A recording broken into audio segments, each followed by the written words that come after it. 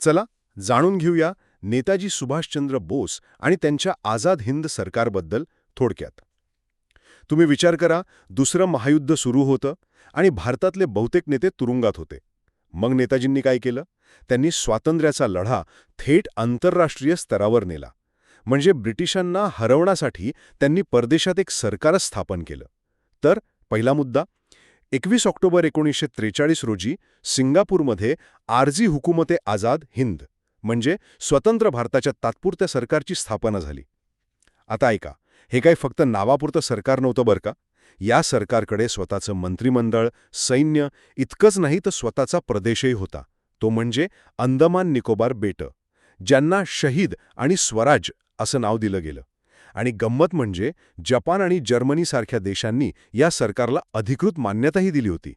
दुसरं वैशिष्ट्य होतं त्यांची सेना, आझाद हिंद फौज. चलो दिल्ली ही त्यांची घोषणा होती. ही फौज उभी राहिली जपानने पकडलेल्या भारतीय युद्धकैद्यांमधून आणि सामान्य नागरिकांमधून. आणि यातली सगळ्यात क्रांतिकारी गोष्ट कुठली होती माहितीये? राणी झान्सी रेजिमेंट. कॅप्टन लक्ष्मी स्वामीनाथन यांच्या नेतृत्वाखालील ही आशियातील पहिली महिला लढाऊ तुकडी होती. विचार करा, त्या काळात ही किती मोठी गोष्ट होती.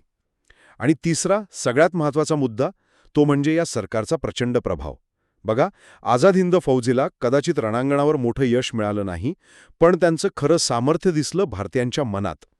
युद्धानंतर जेव्हा लाल किल्ल्यात या सैनिकांवर खटले चालले, तेव्हा देशभरात एक प्रचंड लाट उसळली. या खटल्यांमुळे थेट ब्रिटिश नौदल आणि सैन्यात बंड झाली आणि ब्रिटिशांना कळून चुकलं की आता भारतावर आपली पकड राहिलेली नाही. म्हणजे थोडक्यात काय, तर नेताजींनी हे दाखवून दिलं की भारताचा स्वातंत्र्याचा लढा फक्त देशातच नाही तर जागतिक स्तरावरही तितक्याच ताकदीने